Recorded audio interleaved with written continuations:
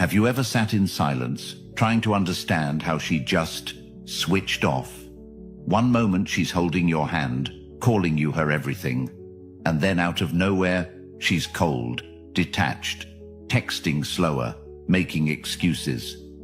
You gave her your all, your time, your loyalty, your emotional support. You kept showing up, you were consistent, you were kind. You were there when no one else was, and yet she left. If you've felt this, if you've laid awake wondering, what did I do wrong? This video is for you. Men everywhere are drowning in emotional confusion because no one told us the truth. Not our teachers, not our parents, not society. And by the time we figure it out, we're broken, bitter, drained, or worse, completely lost. Relationships today are not what you think they are. That love you thought was forever. That loyalty you believed would be returned. That idea of just being a good guy is enough. It's a lie. And the longer you believe it, the deeper you'll sink into resentment and regret. Before we begin unpacking these powerful truths, comment, "I choose strength," in the comments to declare that you're no longer going to walk through life blind. Number 1. Women don't love unconditionally. You thought love would be enough. You truly did. You believed that by showing up consistently, by being kind, by offering your loyalty, your time, your warmth, your resources, your heart, you were building something real, something that couldn't be shaken. And then one day, you saw her eyes change. Not suddenly, but gradually. She began to look past you when you spoke. Her touch became routine. Her tone turned polite instead of passionate. You ignored it at first. Thought maybe she was tired, stressed, distracted. You waited it out. You gave her more. You tried harder. You thought if you just kept loving her the way you did at the start, she would remember. But she didn't. Because what no one told you, what society shields you from, what parents fail to mention, what friends awkwardly avoid saying outright, is that women do not love without condition. They never have. They never will. It is not cruelty. It is biology. They are wired to respond to who you are now, not who you were when you first met, not what you did in the past, not how you made them feel on vacation 6 months ago. Her love is transactional, whether you want to admit it or not. It is based on relevance, presence, perception, status, strength, and consistency of value. Not the emotions you feel when you look at her, not the tears you hold back, not the poems you write, not the promises you make when you're on your knees begging her to see you again. You could carry her world on your shoulders, and she will still walk away the moment she feels you are no longer the mountain she imagined. This isn't pessimism. This is the clarity you never got. You saw love as sanctuary. She sees love as an investment, and when the returns stop, so does the relationship. She needs to feel like she is gaining proximity to something powerful, to a man who moves through life with direction. The moment that direction fades, the attraction fades with it. She will always choose momentum over memory. Think about your own story. How many times have you watched a woman adore a man who treated her poorly, yet she chased him like he held the key to her soul? And yet you, the kind one, the available one, the man who made time, who listened, who waited, who stayed, were discarded like the background noise she could no longer hear. You've seen it. You've lived it. You've told yourself it was bad luck, wrong timing, incompatibility, her trauma. But deep down, a whisper remained. You were never enough for her the way you were, and now you know why. Because being enough isn't about love. It's about value.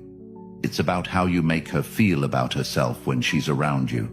When you become the man who orients his world around her, she becomes the sun, and you become the satellite. And satellites don't excite, they orbit.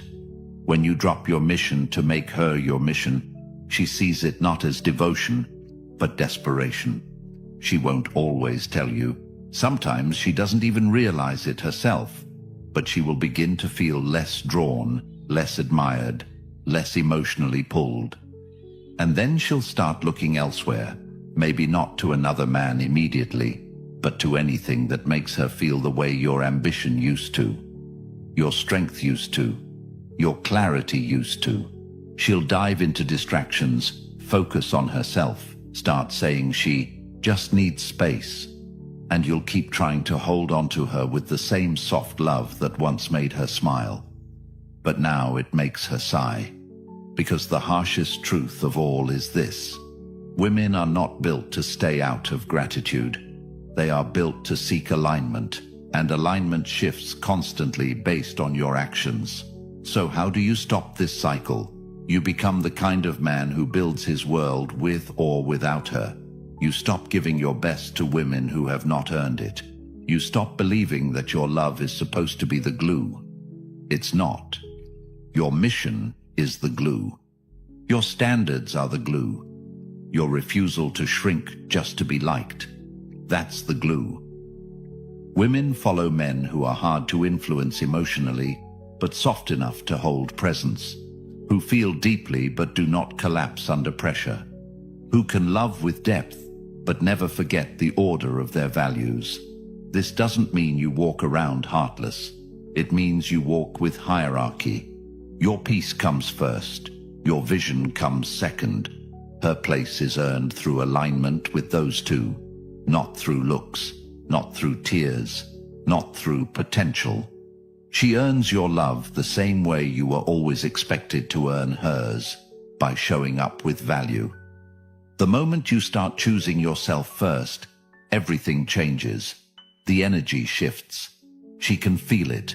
You no longer need her admiration to validate your path. And that paradoxically makes her want to earn it more, because love given freely has no weight. Love protected by principle that demands reciprocation, that maintains standards. That's the love she cannot walk away from. Not because it's manipulative, but because it's rare. You were born into a world that told you to seek peace through people. But peace is internal. It's earned by the man who knows that he is not defined by who stays or who leaves, but by who he remains, regardless. When you love from abundance, you no longer fear abandonment. When you operate from clarity, rejection no longer ruins you. It reveals what is misaligned. And that's freedom. That's where you begin. Number 2. Nice guys are her last choice. You grew up believing kindness was the key. That if you were gentle, respectful, understanding, always available, that one day someone would see you for the rare, good-hearted soul you are. You thought love was something earned through quiet sacrifice. That the more you gave, the more you would be chosen. So you spent years being the shoulder to cry on, the man who answered every late-night call, the one who never interrupted, who always paid, who waited patiently while she explored every other option. And in the back of your mind, you told yourself, one day she'll see. One day she'll realize I'm the one who never left. But she didn't. She never did. Because women don't fall for consistency. They fall for presence, for polarity, for energy that challenges them, not coddles them. And you, in your quest to be the man she said she wanted, became invisible. You blended into the emotional background. You were safe, predictable, sweet, but you didn't make her feel. And women don't stay where they feel nothing, no matter how logical, no matter how stable, no matter how generous the man is. She craves tension, a dance of strength and depth, not a quiet contract of unspoken servitude. You became the emotional sponge she leaned on when the men she truly wanted broke her heart. And she thanked you for it. She told you you're such a great guy. She told you she wished she could love you the way you love her. And those words felt like daggers wrapped in silk, because they sounded like praise, but they echoed as rejection. You were the backup plan, the plan B, the emotional placeholder until she found someone who made her heart race instead of relax. And the irony is, she didn't even mean to do it maliciously. You trained her to see you as secondary. You set the tone. You agreed to the friend zone. You laughed off your own boundaries. You said, "I just want you to be happy." Even when she walked past your worth like it was disposable. And she did. Because she could. Because you let her. Because being nice, without the spine of self-worth behind it, isn't kindness. It's self-abandonment. Women don't respect men who abandon themselves. They use them. They talk to them. They ask them for favors. But they don't feel the pull of deep desire. That pull comes from a different place. From a man who speaks truth, even when it's uncomfortable. From a man who says no without explaining. From a man who doesn't apologize for taking up space. From a man who is kind, yes, but not at the cost of his power. You thought being the one who understands her would win her heart. But she never wanted someone to understand her. She wanted someone who could lead her. And you can't lead when you're constantly following her emotions. You can't lead when your schedule bends around her whims. You can't lead when your entire identity is wrapped around making sure she's okay. You're not her protector. You've become her emotional assistant. And she doesn't crave that. She might lean on it. She might depend on it. But she doesn't desire it. Desire is built on distance, on presence, on unpredictability. Not in your character, but in your energy. She wants to feel like she can lose you if she stops showing up. The moment she feels like you'll always be there, no matter how she treats you, the desire dies. And it doesn't come back. No amount of flowers, texts, sweet gestures, or heartfelt messages will resuscitate what was never rooted in tension. If you're the nice guy, the truth is, you trained her not to want you. But here's the liberation. You can retrain the world to see you differently. Start by drawing lines, not with rage, with clarity. Start by valuing your time, not as currency for affection, but as proof of your standards. Stop being the emotional first responder for women who never earned your devotion. Let them wonder where you went. Let them feel your absence. Not to manipulate, but to honor the value of your presence. Shift your energy inward. Create, move, build, not for her, for you. Because the more you become the man you've always imagined, the less you tolerate being anything less in the eyes of others. That's how attraction works. When you stop begging to be seen, you become impossible to ignore. The nice guy dies when the man inside him wakes up. When he finally decides that being wanted is not the same as being needed. That love isn't a reward for obedience. It's a reflection of alignment. You don't need to become cruel. You need to become clear. Clear on what you bring. Clear on what you require. Clear on who earns access to your energy. And when you do, something radical happens. She'll see you again. Maybe not the same one who held her purse and picked her up at 2 a.m., but the man who suddenly doesn't flinch when she threatens to leave. The man who says, "I love you, but I love myself more." And in that moment, she'll feel what you've always wanted her to feel. Not guilt, not pity, but pull. Real, visceral, emotional pull. Not because you became someone else, but because you finally became someone she respects. That's how nice guys stop finishing last. Not by changing their hearts, but by finally protecting them. That's why I created the Stoic Relationship Blueprint. For the man who's finally ready to stop being chosen last, to stop repeating the same patterns, and to start leading his life with clarity, strength, and peace. If you've ever asked yourself why she lost interest, why you keep ending up in the same situations, why your kindness gets overlooked while others get chased, this book was written for you. It breaks down the exact principles you were never taught, the mindset shifts that transform how women see you, and the timeless strategies that make you respected without losing your heart. It's linked right below in the description, and once you have it, it's yours forever. This isn't a book you forget to read, or a video you scroll past. It's a blueprint you return to every time you need to remember who you are. This is where your transformation begins. Number 3.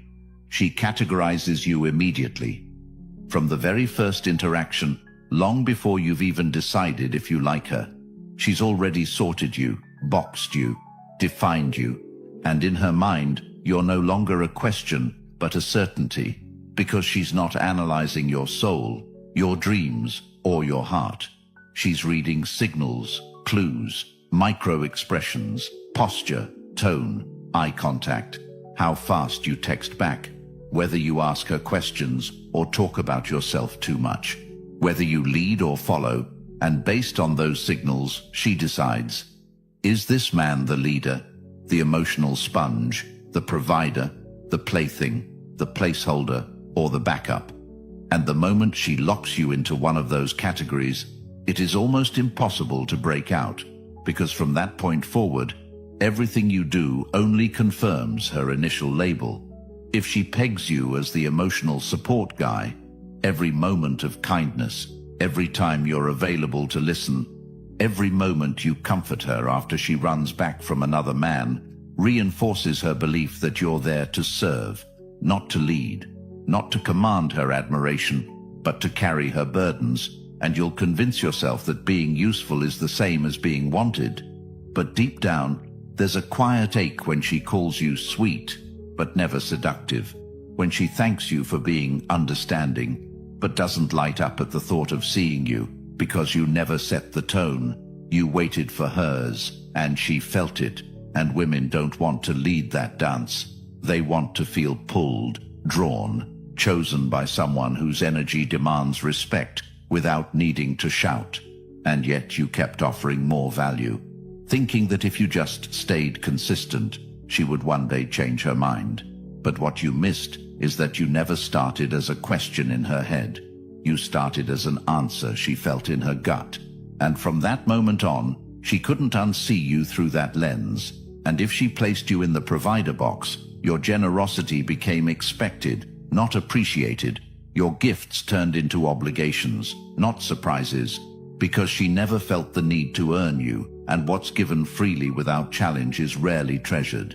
And if she saw you as the entertainer, your humor became the glue, not your presence, not your strength, but your jokes, your stories, your ability to distract her from her life, not to offer her a new one, but to make her forget the one she didn't like. And eventually even that grows old, because the man who only amuses her never gets taken seriously. And the tragedy is, you gave her your full self, but you didn't give her the challenge of earning it. And women don't bond with ease. They bond through pursuit, through elevation, through knowing they've won something valuable. And the moment she feels you're already emotionally sold, you lose that edge. And that edge is what keeps her engaged, because without it, the story is over. The mystery dissolves, the polarity fades, and what's left is a predictable gentleman who waits for cues, who asks for permission, who walks on eggshells to not offend her, and you'll never hear her say it. But that version of you quietly drains her, because every woman, whether she admits it or not, longs to feel something she can't quite explain. A thrill, a direction, a force. And that force is never born in a man who waits to be seen. It's born in the man who knows what he's worth before she decides it. And the worst part is, once you realize you've been boxed, every attempt to shift out of it feels like desperation, because by then, she knows your moves, your tells, your limits. And she's already decided what you are and what you'll never be. So the solution is not to fight your way out. It's to never walk in that box in the first place. And that starts with how you carry yourself, with how you speak, with how you decide to qualify her, rather than beg to be qualified. Qualified, with the tone that says, I don't need this, but I'm open to seeing what value you bring. And that tone will confuse her at first, because most men rush to please, but you'll be still, collected, selective, and she'll notice. And if she doesn't, you don't chase, You walk because the man who walks knows he doesn't live to be categorized. He lives to be chosen by those wise enough to recognize his value, and that value never gets boxed. Number 4. She follows strength, not vulnerability.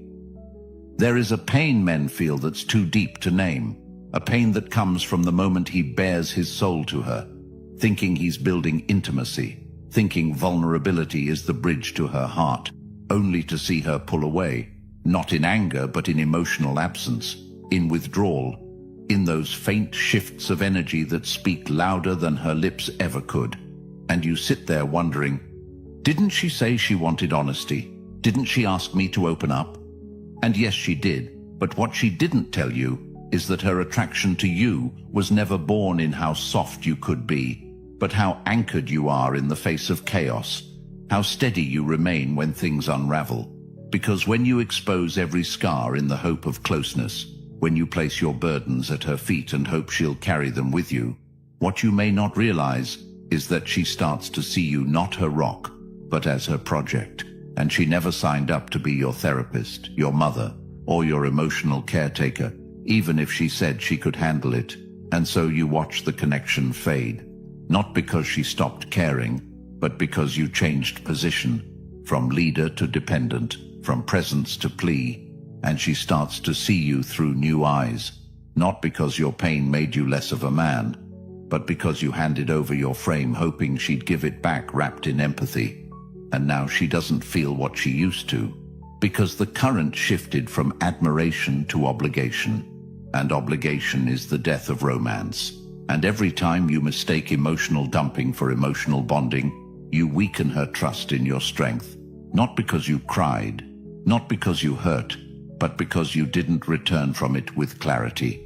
Because strength isn't about never falling, it's about how quickly you rise.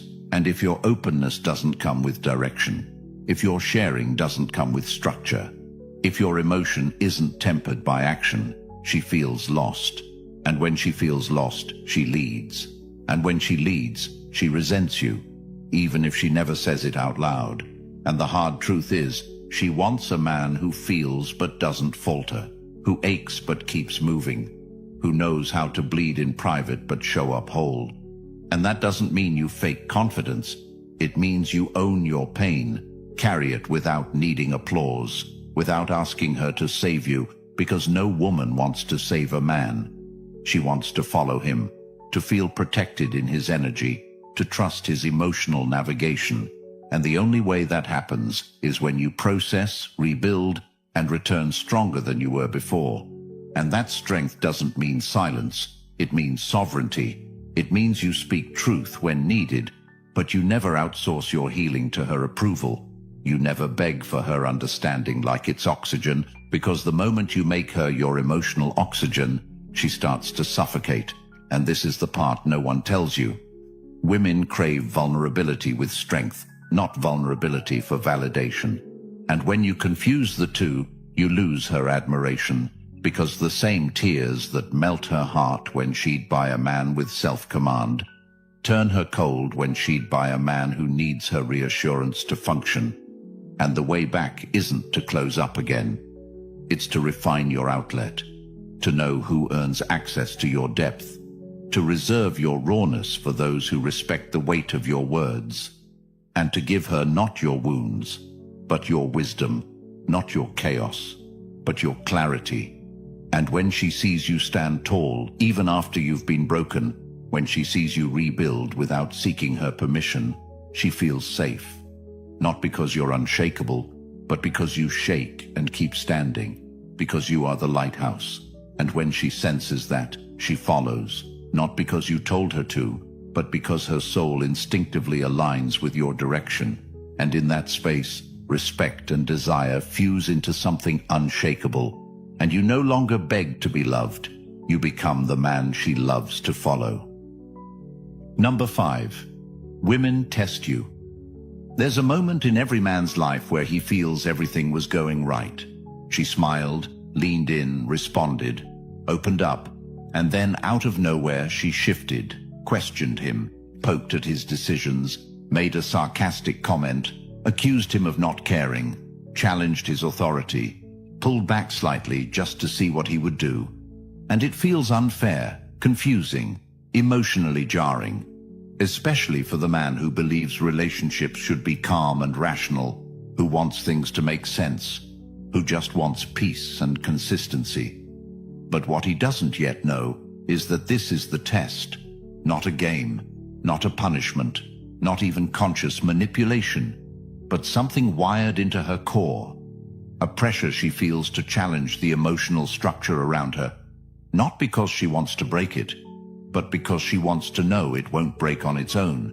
And every word she says, every passive jab, every strange withdrawal, every emotional spike is a probe, a poke, an unconscious question asking you, are you who you say you are when things shift? Are you steady when I lose center? Can you hold frame when I become chaotic? And most men fail not because they're weak, but because they don't understand the nature of the test. They react, they explain, they apologize unnecessarily, they raise their voice to regain control, or they shrink to avoid confrontation. But both paths lead to the same destination: lost respect, because she's not looking for a perfect man. She's looking for one who doesn't flinch when his authority is questioned, who doesn't change his tone just because she's emotional, who doesn't beg for understanding when she becomes irrational. Because when you become emotionally reactive to her volatility, she no longer feels safe. She feels like she has to take the lead. And the moment she leads, the dynamic shifts and her attraction erodes. And it's not always loud. Sometimes the shift is quiet, in a look, in how she responds to your touch, in how fast she texts back, in the way she starts withholding affection without explanation. And it's in these moments that most men panic, not because of the withdrawal itself, but because they fear what it means. They feel the loss of validation, the loss of comfort, and they try to repair the bond with words, with gifts, with desperate gestures, not realizing they're failing the one test that matters. Can you stay composed when the relationship tilts? Can you keep your center when she spins off hers? Because what she's actually searching for is proof that she doesn't need to mother you emotionally, that your masculinity isn't a mask that falls the moment tension rises. And when you learn to see these tests for what they are, you stop reacting and start leading. You don't explain your worth. You demonstrate it through stillness. You don't over-apologize for boundaries. You stand on them. You don't ask for her to calm down. You show calm. And she feels that difference in her nervous system before her mind can explain it. And now she leans back in, not because you manipulated her, but because you reminded her, through presence, not persuasion, that she's safe in your direction. And the deeper truth is this: she'll keep testing you as long as she feels the need to confirm your strength. And the moment you consistently pass, the tests decrease, not because she's changed, but because she trusts. And the only way to earn that trust isn't through comfort, but through consistency. And if you want to build a bond that endures, stop reacting to her tests and start refining your frame. And you'll find that what used to feel like chaos now becomes confirmation. Confirmation that she's still invested enough to challenge you, and that your job is never to stop her from testing, but to become the kind of man who no longer fears them. Number 6. Your resources are tools, not tokens. There's a harsh awakening that most men never see coming, and it starts when they realize that everything they've given, every dinner paid for, every trip booked, every favor done, every time they covered the bill without hesitation, wasn't building love. It was building an expectation, a lifestyle, a habit in her mind that this is just who you are, that you provide, that you'll always step up. And slowly, without words, she begins to see you less as a man and more as a source of stability, a source of experiences, a source of comfort. And it doesn't happen all at once, but over time, her gratitude turns into indifference, her appreciation into entitlement, and you find yourself doing more, giving more, hoping she'll smile the way she used to, but she doesn't. And it's not because she's heartless, it's because you trained her to see your giving not as value, but as currency to be expected. And now, when you pause or hesitate, she gets upset. Not because you owe her, but because that's the dynamic you established. And now you feel stuck, resentful, unappreciated.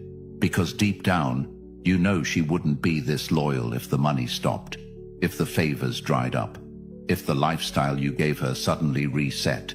And you lie to yourself saying she loves you for you, but you feel the truth in the way she lights up more at gifts than at your presence, in the way she says thank you but avoids intimacy, in the way she talks about your success more than your soul.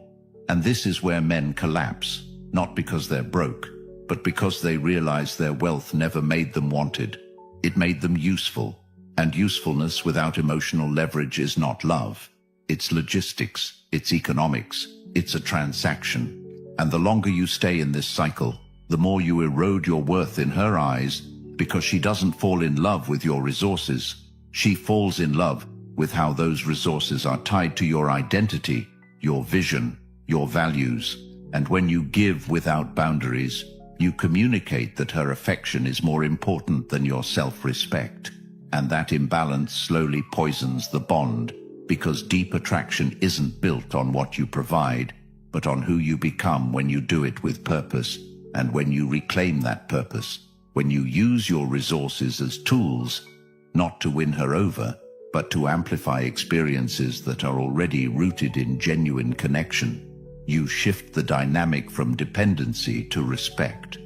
And that respect is the only real path to sustained intimacy, because once she senses you value your energy more than her approval, she starts treating your giving as a privilege, not a right. And now she leans in, not because of what you offer, but because of how rare it is to find a man who offers with intention, not desperation. Number 7. Her actions are her real words.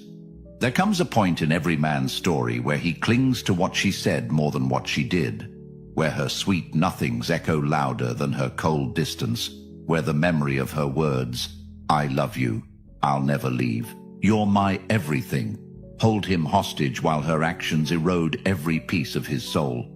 And he tells himself she's just busy, she's stressed, she's figuring things out. But deep down, he knows, because her body language shifted, her texts got shorter, her kisses became colder, her presence turned into obligation. And still he hopes, because to accept that she's left emotionally is to admit that everything he believed about love was built on illusion. But the truth is brutal. Words mean nothing if they're not backed by effort, and women speak with energy long before they open their mouths. And when you stop watching her lips and start watching her behavior, you'll see the truth you've been avoiding. She checks out in phases, first in curiosity, then in engagement, then in loyalty, and the final phase is contempt. And by the time you notice, she's already left you in her mind, and nothing you do, no grand gesture, no emotional confession, no act of desperation will bring her back. Because you waited too long, you ignored the signs, you let your emotions blind your perception. And now the cost isn't just her presence, it's your self-worth, because you gave more trying to repair what wasn't yours to fix. And this is the moment where most men break, not because they were wrong to love her, but because they believed love was enough to change a dynamic that had already died. But when you start honoring actions over promises, when you stop tolerating inconsistency just because you're afraid to be alone, you step into a new version of yourself, one who doesn't chase words but values patterns, who doesn't believe potential but requires demonstration. And in doing so, you raise your standard not just for women, but for yourself. Because the man who ignores reality to preserve fantasy always pays in time, in pain, and in dignity, and you've paid enough. It's time to collect what's yours, your power, your clarity, your freedom, and the first step is the hardest. Stop listening to what she says, and start responding to what she shows. You've just heard the truth most men will never be brave enough to face. Truth that could have saved years of confusion, heartbreak, and quiet resentment. Now it's your turn to choose. Keep living on autopilot, hoping she'll finally see your worth, or take back control and become the man who never has to beg to be loved. The Stoic Relationship Blueprint is more than a book. It's your weapon, your wake-up call, your manual to stop being ignored, walked over, or used for what you give instead of who you are. It's linked in the description, and once you own it, it's yours for life. Comment, "I choose power," if this hit you deep. Like the video, subscribe, and help wake up another man before he loses more years to illusions.